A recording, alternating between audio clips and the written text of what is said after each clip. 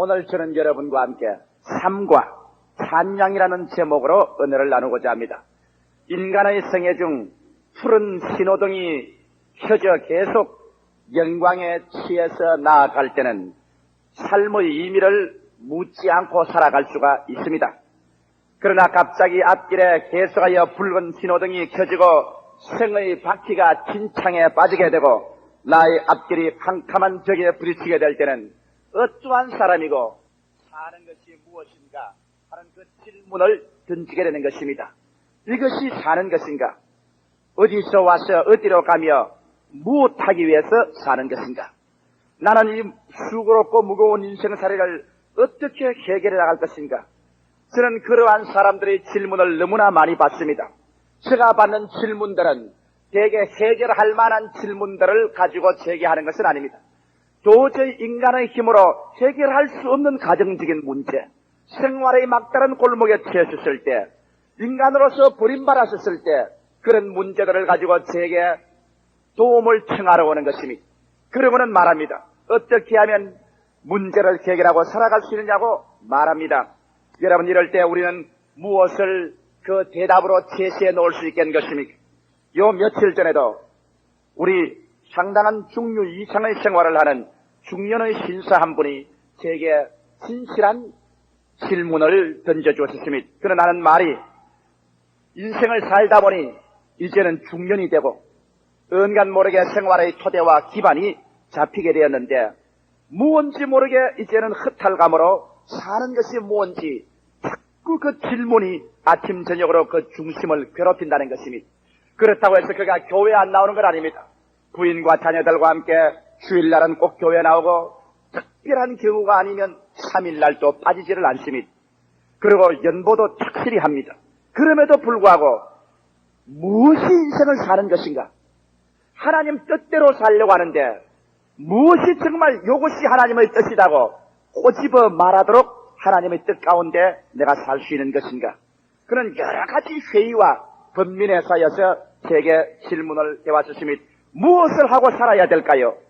좋을 때나 구절 때나 어떻게 나의 생활 중에 하나님의 뜻을 성취하고 가치 있게 살 수 있을까요? 그런 질문을 해주십니다. 사람들은 하나님의 뜻을 행하고 가치 있게 살려면 굉장히 장엄한 일들을 해야 될 줄 알고 있는 것입니다.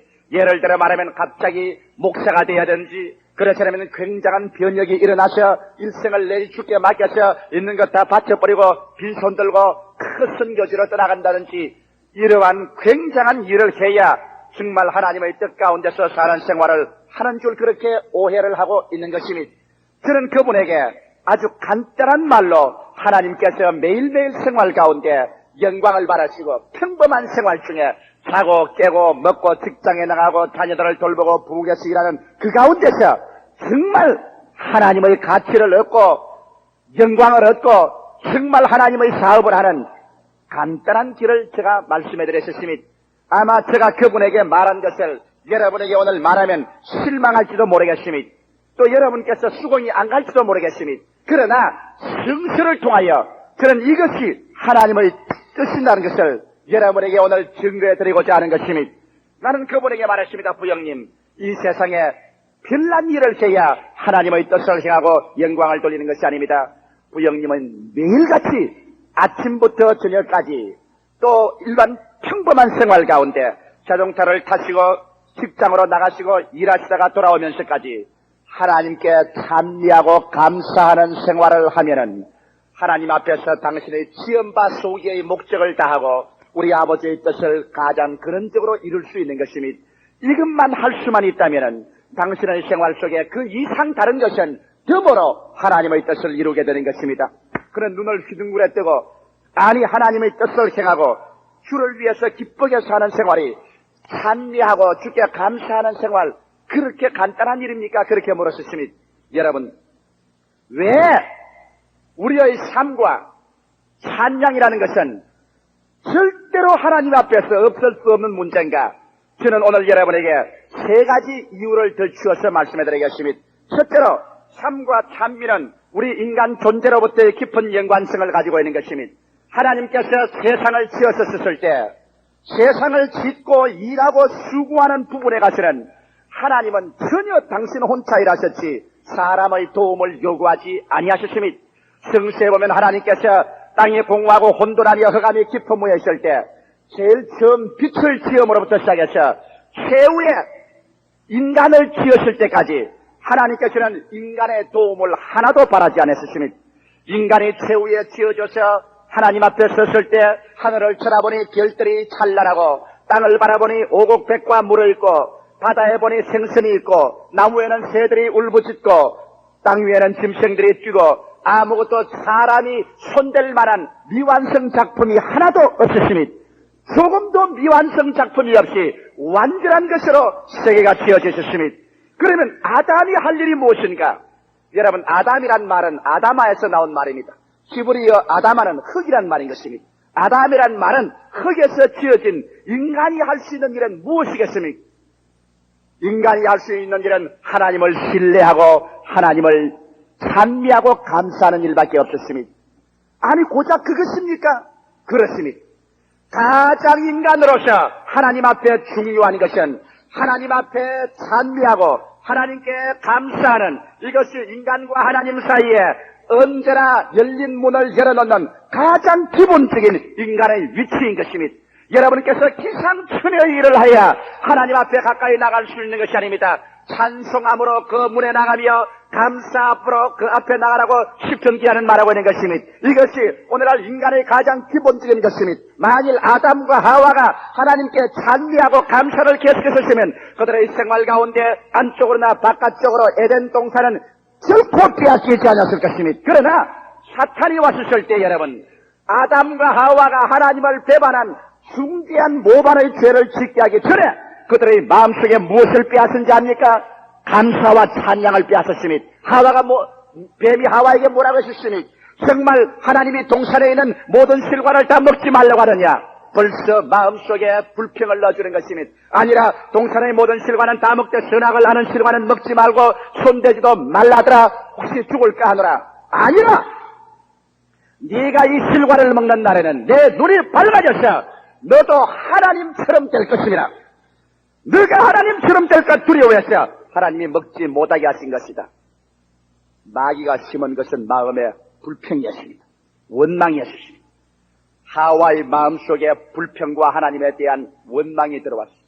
이 불평과 원망은 전염병처럼 퍼져나갑니다. 아담의 마음속에 불평과 원망이 들어갔습니다.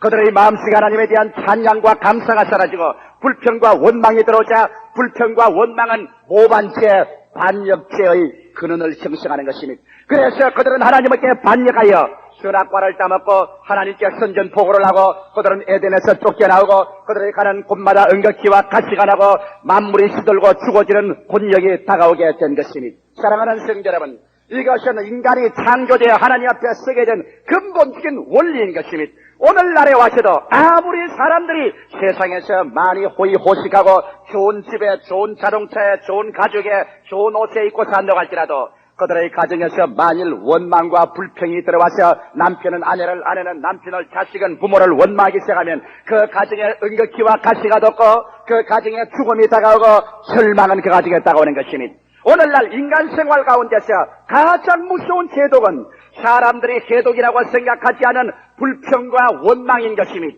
불평과 원망을 사람들의 마음속에 심어넣을 수 있다면 반역과 배반을 일으킬 수 있는 것입니다. 오늘 공산주의자들이 그들의 경영 노선에서 제일 하기를 원하는 것은 자유민주주의 국가에 불평과 원망을 심어놓는 것입니다. 그래서 국가를 모반하고 반역의 죄를 일으키려고 하는 것입니다.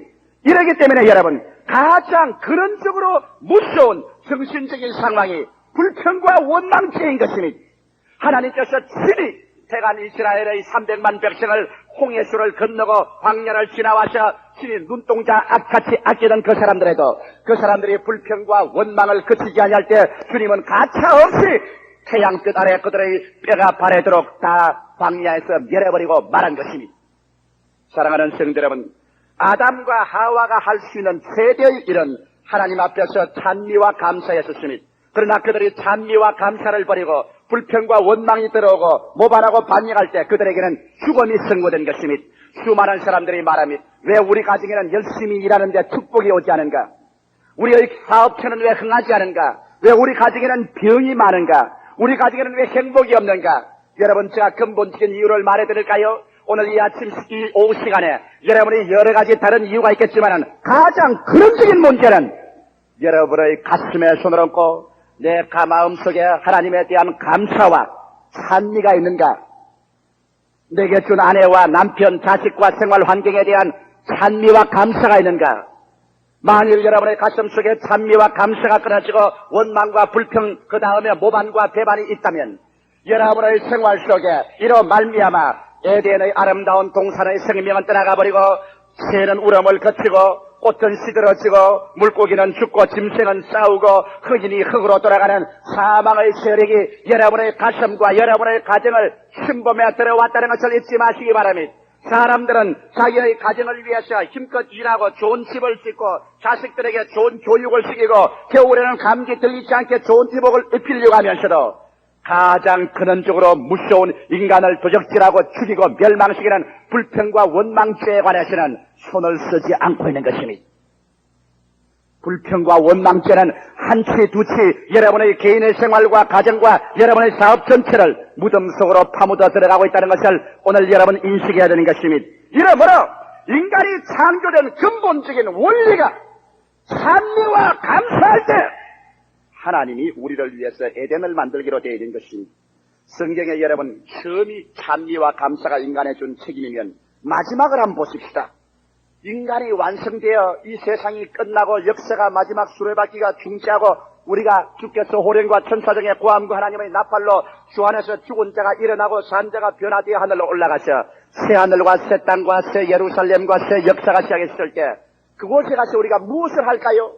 그곳에 가서 무슨 미완성 작품이 있어서 우리가 하나님을 도울 수 있는 일이 있겠습니까? 하나님은 알파와 오메가요 처음과 나중이요 시작과 끝이라 새 하늘과 새 땅과 새 예루살렘도 미완성 작품은 없습니다. 그러면 인간이 가서 할 일은 무엇이겠습니까? 여러분 요한계시록에 보면은 하늘에 올라간 천사들과 인간들이 제일 먼저 하는 장면이 나옵니다. 요한계시록 4장 8절 이하에 보면 천사가 하는 말이 나옵니다.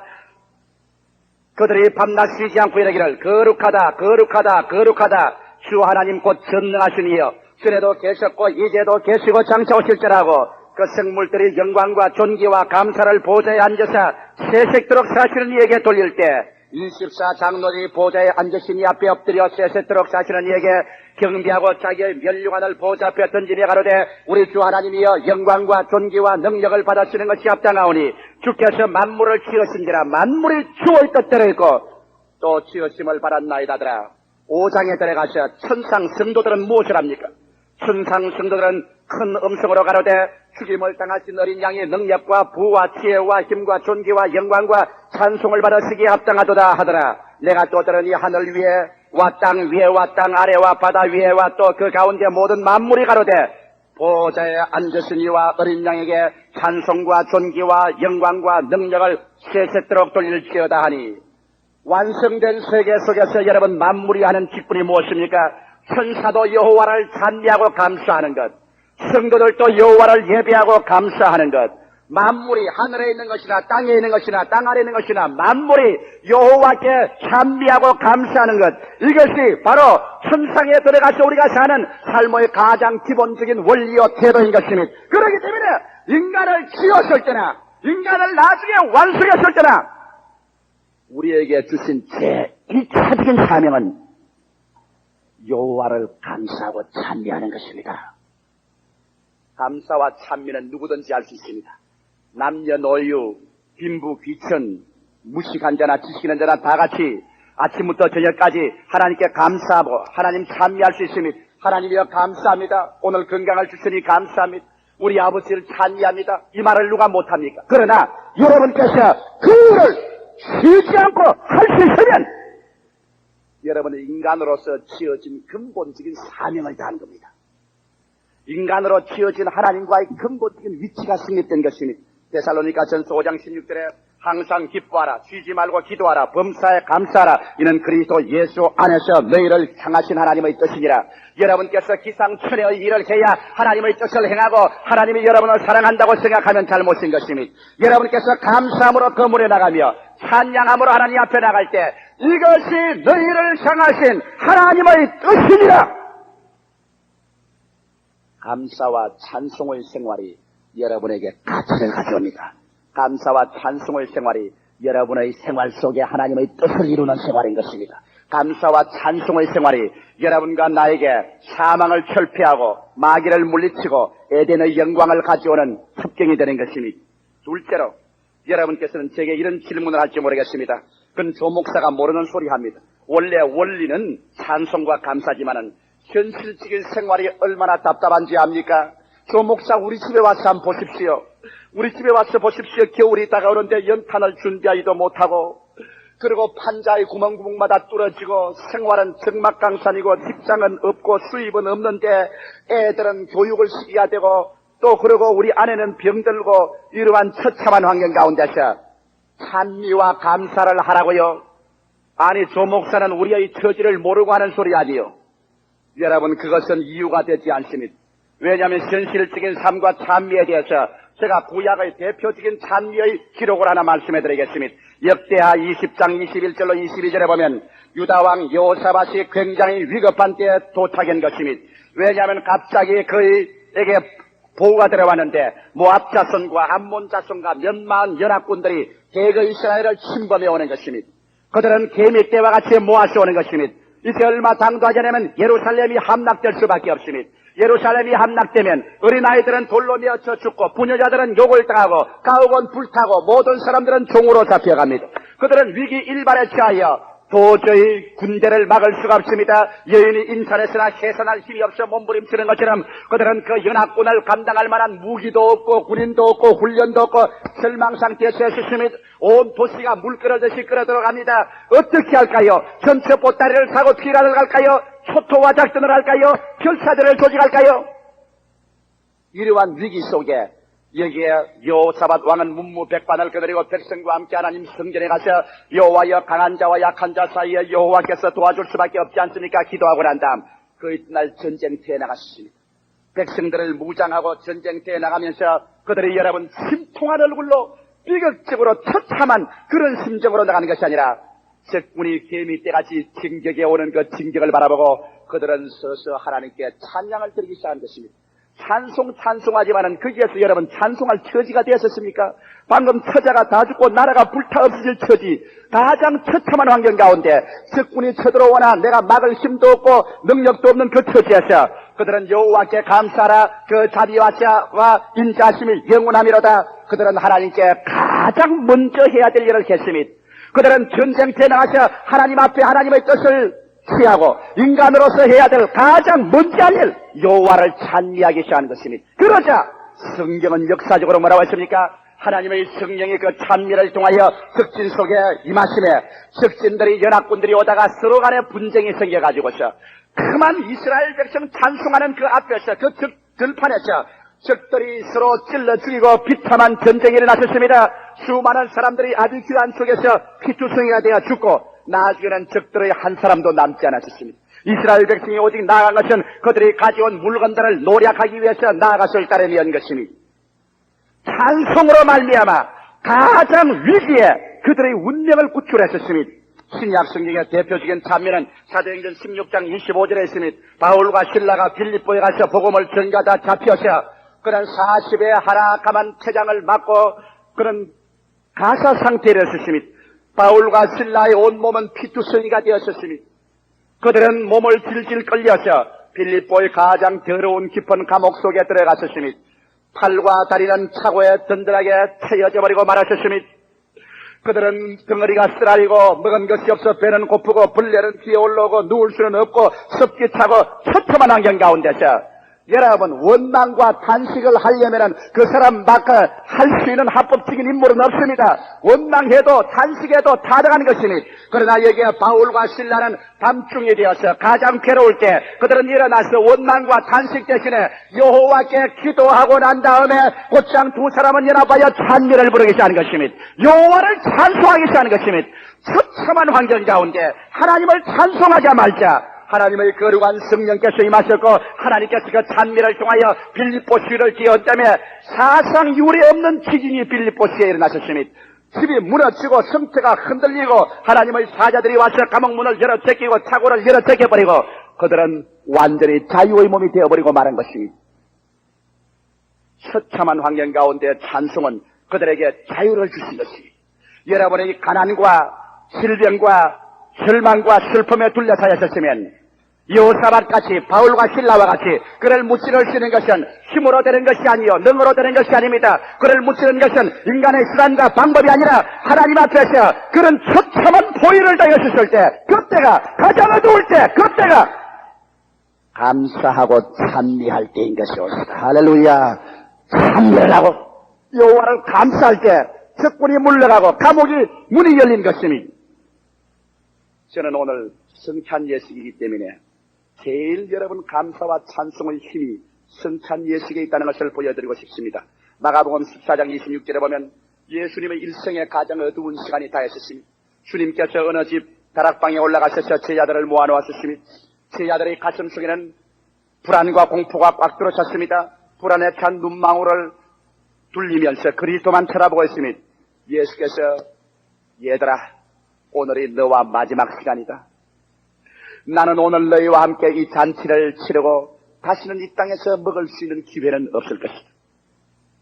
그러면서 주님께서 아마 눈물을 안 흘릴 수가 있겠습니까? 주님께서 아마 눈물을 흘리신지 모릅니다. 제자들도 울은지도 모릅니다. 주님께서 떡을 떼시면서 말이, 이는 너희를 위하여 찢어지는 내 몸이다. 받아 먹어라. 한 사람 한 사람 주님께서 찢어줄 때 제자들은 예수의 몸을 찢어주는 그 감격으로 그걸 받아서 먹었습니다. 그 다음 예수님께서 포도즙 잔을 부어주시면서 하는 말이, 받아라. 이는 내가 너희를 흘리는 나의 새 언약의 피라. 너희가 모일 때마다 이 떡을 먹으며 이 잔을 마실 때 나를 기억하라. 여러분, 그 장면이 울음바다가 되지 않았습니까? 그런데도 불구하고 바로 유다는 일어나서 예수를 은 30냥에 팔아먹기 위하여 그는 밖으로 나갔습니다. 죽음의 그림자가 깊이 그곳을 뒤엎고 시물과 절망의 모든 가슴을 짓눌렀으니 그곳에서 탄식하고 슬퍼하고 이럴 수가 있냐고 해야 되겠는데, 성경은 마가복음 14장 26절에 말하기를 여러분 따라 읽어주십시오. 예, 저희가 찬미하고 감난선으로 나가니라. 예수님이 최후로 잡혀러 가는 그 발걸음은 찬미를 하고 나가셨습니다. 원망하고 나가지 않고 불평하지 아니하고 탄식하고 나가지 않고 주님은 잡히려 가는 그 발걸음에 주님은 찬미하면서 하나님께 감사하면서 나가셨습니다. 예수 그리스도의 찬미와 감사가 그에게 하나님의 위대한 힘을 주셔서 그 몸이 찢기고 그 피를 다 쏟고 온 인류를 그 품에 다 품을 수 있는 힘을 주었다는 것을 잊지 마시기 바랍니다. 이러므로 오늘날 현실적인 삶에 여러분이 찬미를 할 수 없다, 나의 처지는 그럴 처지가 못 된다고 할 때 바로 그 처지가 못 되기 때문에 찬미해야 됩니다. 감사할 처지가 못 되기 때문에 감사해야 되는 것입니다. 왜? 감사와 찬미가 있어야 그 처지에서 여러분에게 하나님의 구원의 손길이 미칠 수가 있기 때문인 것입니다. 믿으시면 한번 크게 아멘 하십시오. 셋째로, 왜 찬미와 감사를 드리는 인생을 하나님이 살라고 하셨습니까? 찬미와 감사에는 위력이 그 속에 있기 때문인 것입니다. 찬미와 감사에는 하나님이 나의 매사에 관심을 가지시고 하나님은 나의 모든 일에 관심을 가지시고 있다는 것을 믿는 믿음을 풀어놓습니다. 여러분, 원망하고 불평하고 두려워하면 자꾸 억울하십니다. 자꾸 묶어버립니다. 나중에 꽁꽁 묶여서 아무리 기도해도 입도 떨어지지 않습니다. 그러나 절망 중에서 하나님 감사합니다. 내게 온 절망을 감사합니다. 하나님 내게 온 절망을 감사합니다. 감사하면 희한하게 모든 끈이 다 풀려버리고 가슴이 열리고 여러분의 마음속에서 믿음의 밧줄이 휙 던져져서 하나님 보좌에 쫙 걸립니다. 찬미는 하나님과 여러분 사이에 믿음을 풀어놓으셨으니 여러분 어떤 자매님 한 사람의 이야기를 들으십시오. 가정에 늘 풍파가 있어 일락땡기락 했는데 하루는 갑자기 아닌 밤중에 홍두깨격으로 남편이 직장에서 돌아오더니만 오늘은 너와 나와 마지막이다 그럽니다. 어뢰 터질 거 터졌는가 보다고 있으니까 돈 2만 원을 척 내놓지만 탁 던지면서 가지고 나가! 이젠 보기 싫어! 그러지 발길로 차고 막 등을 밀어내니 아니 여보 진짜요 가짜요? 진짜지 내가 가짜를 말해? 돈 2만 원 가지고 가! 세상에 그 집에 시집 와서 자식 낳아주고 일해주고 살림 살아주고 마지막 받아 나가는 것이 돈 2만 원 받아가 나갑니다.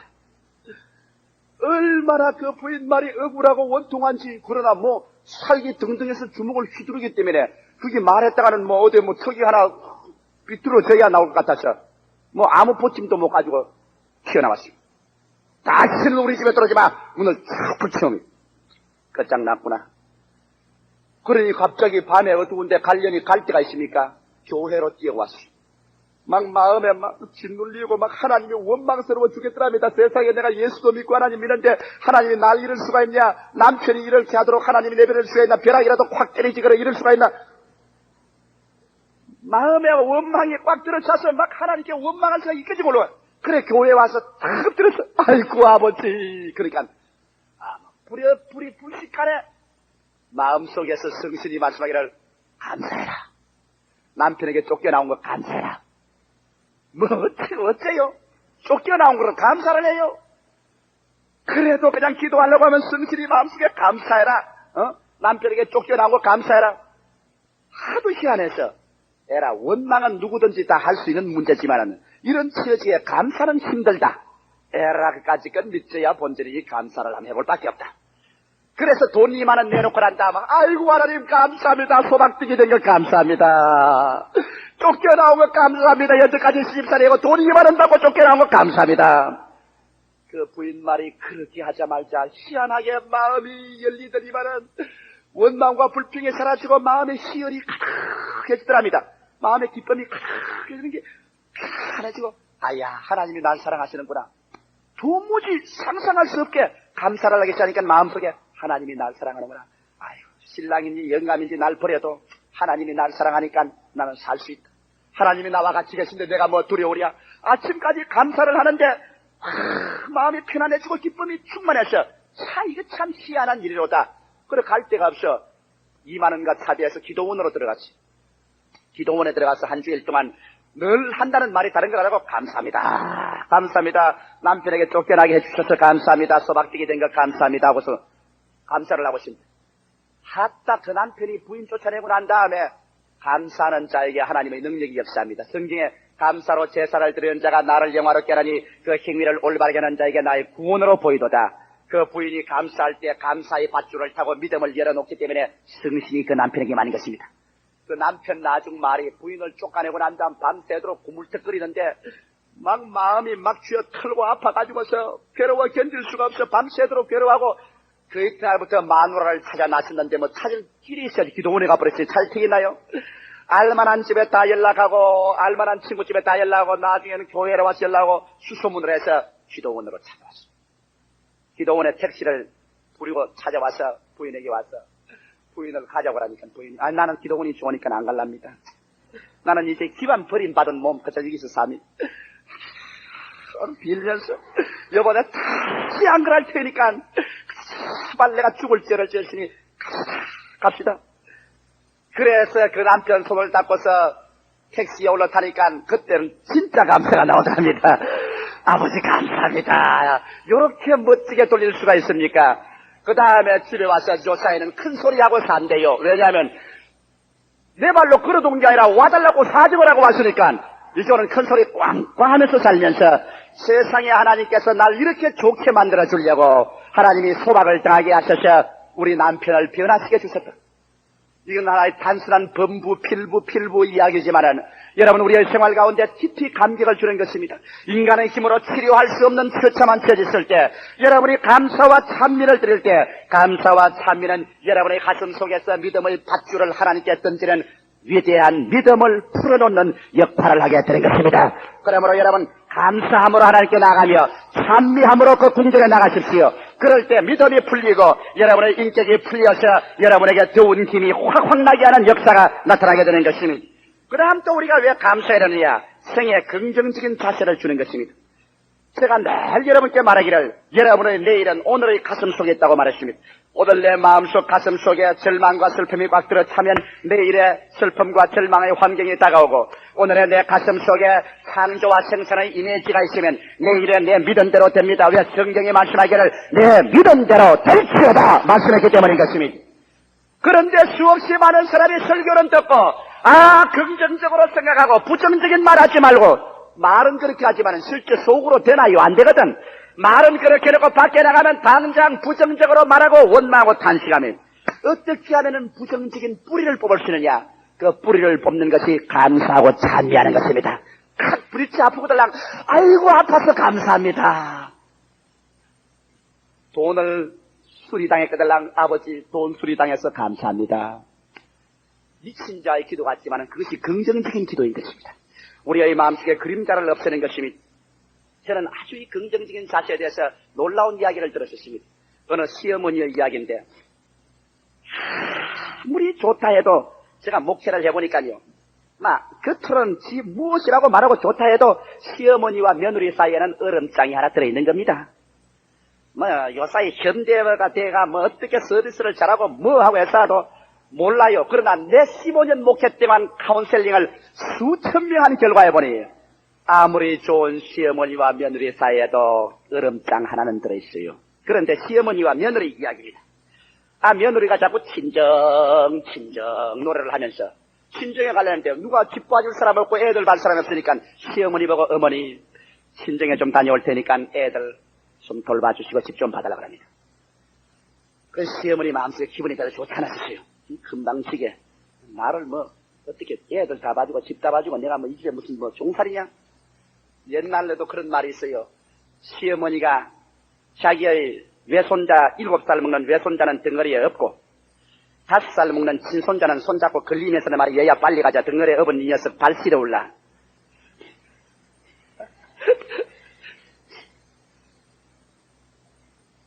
그게 별로 좋지 않은 옛날부터 좋지 않은 기운이 있는가 합니다. 그러나 이 시어머니는 예수를 믿는 시어머니입니다. 그래서 오냐 갔다 오너라. 그러나 얘들 때문에 내가 새벽 기도도 못 나가고 또 얘들 좀 내 신방도 못 나가고 어렵겠지만은 집에서 기도하지. 잘 갔다 오너라. 그러고 난 다음에 며느리가 딱 떠나자마자 첫날부터 감기가 들려서 안 하던 일을 새벽부터 일어나서 애들 수발하고 집안일 하니까 감기가 딱 걸려가지고서 며느리가 들어오기 전에 폐렴이 걸려버렸네. 막 열이 확확 나고 숨이 확확 막히고 눈알이 빙글빙글 돌고 야는 났습니다. 보통 안 믿는 사람 같으면 그때는 벌써 가슴 속에서 칼을 갈았었습니다. 어디 오병이면 와봐라. 그런데 그 할머니는 주를 잘 믿는 분이라 정말 감사하는 깊은 원리도 모르면서 감사를 하기 시작하는 어머니입니다. 아이고 하나님 감사합니다. 그저 감사합니다. 그래서 그 말을 듣고 며느리가 와보니까 막 어머니가 죽게 됐습니다. 죽게 되면서 하는 말이면 아이고 그저 감사하지요. 폐렴이 걸린 것도 감사합니다. 그 며느리가 보통 감사할 정도가 아니라 죽을 정도니까 앰뷸런스를 불러가지고서 병원으로 입원을 시키시. 병원에 가 들어놓다 하나님 감사합니다. 그저 감기 걸린 것도 감사하고 그저 폐렴 걸린 것도 감사합니다. 부정적이 안 되고 긍정적입니다. 그래서 폐렴을 고치려고 사진을 찍으니까 의사들이 눈이 휘둥그러졌습니다. 왜? 그 할머니도 모르는 사이에 그 폐 속에 암이 생겨서 암이 자라고 있었습니다. 만일 그 부인이 폐렴이 안 걸렸더라면 서서히 자라는 전투가 없는 암을 그대로 내버려 두었으면 그 목숨은 끊어지고 마는 것입니다. 그러나 폐렴 잡으려고 사진 찍었다가 숨어서 자라나는 암이 보여서 의사들이 말하기를 할머니 하늘이 도운 할머니가 살려고 하니까 이렇게 조기 암 진단이 되어서 그래서 폐 수술을 하고 암을 적출해내고 훌륭히 건강을 회복했습니다. 그리고 그 할머니라는 말이 아이고 하나님 감사합니다. 세상에 우리 며느리가 친정 안 갔더라면 내가 감기가 안 들렸을 것이고 감기가 안 들렸으면 폐렴이 안 들릴 것이고 폐렴이 안 들렸으면 내가 지금 죽었지 살아있나. 사람은 여러분 너무 눈앞에 예상과만 봅니다. 현재 눈앞에 좋은 거 있으면 하하하 하고 현재 슬픔은 그냥 이마살을 찌푸리고 현재 달기는 꽃감이 달다고 그러한 인생을 사는 사람은 아직까지도 하나님의 세계를 모르고 창조의 세계를 모르는 생활인 것입니다. 현재 내 생활이 슬프고 답답하고 괴로워도 내가 원망하지 않고 불평하지 않고 부정적이 되지 않고 그렇더라도 남편을 고맙게 느끼고 아내를 고맙게 느끼고 자식을 고맙게 느끼고 우리가 긍정적인 삶의 자세를 가지고 하나님께 모든 것을 감사해야 되는 것입니다. 병든 것도 감사하고 사업이 망하는 것도 감사하고 가정에 어려운 일이 있는 것도 감사하고 요번 창천 아파트가 무너지는 것도 감사하고 우리가 이 세상을 부정적으로 보지 말고 긍정적으로 감사하면 성경이 뭐라고 하는지 압니까? 세상이 모르는 일이 있어요. 하나님을 사랑하는 자, 곧 그 뜻대로 부르심을 입은 자들에게는 모든 일이 합력하여 선을 이루나니라. 이것을 믿으십니까? 여러분, 하나님께서 우리를 도우시면 누가 우리를 대적하리요? 그 아들을 아끼지 않고 우리에게 아들을 주시니까 그 아들과 함께 무엇을 선물로 주지 아니하시겠느냐? 감사로 제사를 드리던 자가 나를 영화롭게 하나니 그 행위를 올바르게 하는 자에게 나의 구원으로 보이리라. 우리 하나님께서는 감사하는 사람, 그 역경 가운데 감사하는 사람, 생의 긍정적인 자세를 가진 사람에게 하나님은 기적을 나타내는 것입니다. 그 다음 또 왜 찬미와 감사를 해야 되냐? 찬미와 감사는 축복의 법칙이 행사하게 하는 것입니다. 여러분, 성경에 이런 말이 있습니다. 참 좋은 말이죠. 한번 따라 말씀해 주십시오. 있는 자에게는 더 주고 없는 자에게는 있는 것조차 빼앗으리라. 이거 정말 희귀한 하나님의 말씀인 것입니다. 성경에 하나님께서 우리를 위해서 기적을 행하실 때 없는 데서는 기적을 안 행했었습니다. 사렙다의 과부도 주님께서 엘리야를 보내서 도와줄 때 마지막 남은 과자 한 조각을 하나님께 먼저 가져내놓으라. 그러고는 3년 6개월을 먹여주시. 엘리사 시대의 선지자의 아내가 빚을 져서 남편은 죽고 자식들이 종으로 팔리게 될 때 엘리사 선생이여 우리를 도우소서 할 때 엘리사가 내게 뭘 이러냐? 기름 한 병이 있습니다. 가지고 오너라. 기름 한 병이 있는 것으로 기적을 베풀기 시작한 것입니다. 예수님께서 광야에서 방황하고 허덕이는 남자만 5,000명 수많은 분유자들을 보고 저들에게 먹을 것을 주라고 할 때 뭐라고 했습니까? 너희에게 무엇이 있느냐고 물으십니다. 떡 5덩어리와 물고기 2마리. 주님은 없다고 하는 사람에게는 있는 것조차 빼앗아버립니다. 없다고 하는 사람에게는 주님께서 역사하지 않습니다. 그러므로 여러분, 우리가 감사와 찬미는 축복의 법칙이 행사하도록 있는 것을 바라보게 되는 것입니다. 불평과 원망을 하게 되면 있는 것도 다 없어집니다. 여러분, 저는 참 이상한 일 보았습니다. 그러니까 축복을 못 받는 모양이죠. 15년 목회 생활에 우리 교회가 크니까 많은 교회를 도왔습니다. 지붕이 무너앉았습니다. 벽이 무너졌습니다. 교회 땅을 못 삽니다. 빚을 지었습니다. 교회를 못 들어갑니다. 그래서 최고 300만 원에서 100만 원, 50만 원, 20만 원 제가 큰 살림하자니까 정말 큰 살림하는 그 부인이 남편 눈을 속여가면서 이리 돌려서 저리 메꾸어주고 이리 빼서 저리 메꾸는 나 그 심정을 이제야 알겠어요. 왜냐하면 일가 친척 많이 오는데 남편에게 일일이 고하면 남편이 벼락 같은 고함을 치겠고 해서 일가 친척 오는 사람마다 뭐라다 손에 들려보내려고 제가 이리 뽑아서 저리 넣고 제가 그 일 하는데 괴롭기가 한이 없습니다. 그저 이리 뽑아서 이거 도와주고 남은 저쪽에 가서 도와주면 이거 뽑아서 저리 도와주고. 그런데 지금까지 내게 도움받은 사람 치고 많이 도와준 사람일수록 더 큰 원수가 되었습니다. 하나 또 안 도와준 사람은 나하고 좋아도 아니하고 미워도 아니합니다. 그러나 내가 도와준 사람 치고 나하고 원수 안 된 사람이 거의 없습니다. 왜? 내게 받아간 사람마다 돌아서서는 하는 말이 지금 가지고 줬나? 하나님이 맞듯이 줄 거 줬지. 그럽니다. 그리고 반드시 도와주고 난 다음 내가 자네 도와줬지 않느냐 하면 완전히 원수되고 맙니다. 저는 거기에서 옛날 말을 깨달았습니다. 우리 할머님께서 옛날 하신 말씀이 머리 감은 짐승 도우지 마라. 도와주고 나면 악물한다. 그런 말을 해요.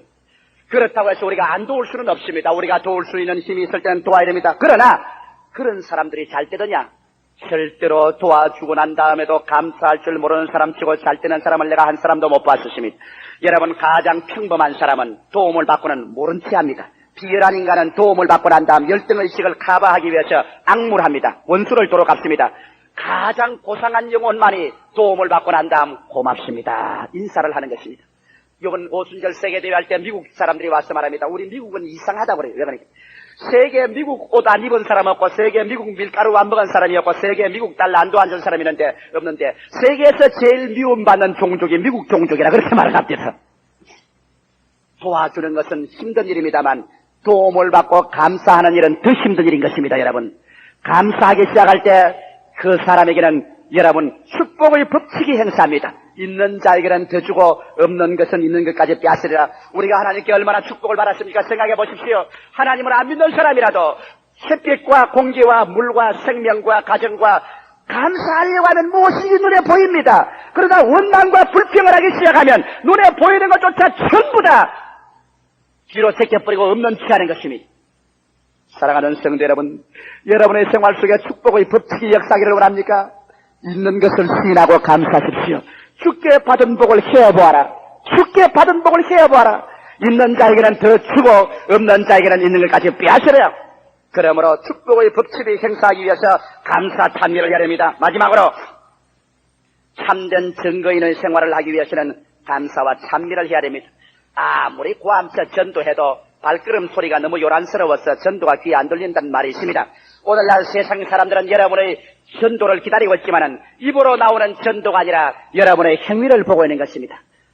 예수 전도한다고 난 법석하고 아침부터 저녁까지 새까만 보따리 하나 걸머쥐고 온갖 부흥회란 다 댕기고 온갖 구물이나 기도회란 다 댕깁니다. 집에 와보면 아침에는 부엌에 먹던 밥짓거리하고 소자란 저 파리가 하니 붙어있고 애들은 코딱지가 이렇게 붙어있고 머리는 흐트러져 있고 뭐 빨래도 안 하고 말이 아닙니다. 남편이 와서 한다. 여보, 예수 믿는 것도 좋지만은 집안일 좀 돌보고 가정 좀 돌보가지고 뭐 셋지가 어때요?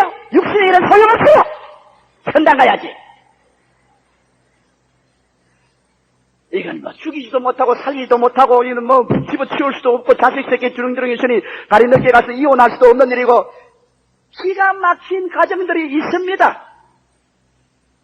그러고 난 다음 이웃에 가서 예수 믿읍시다. 니나 잘 믿더라.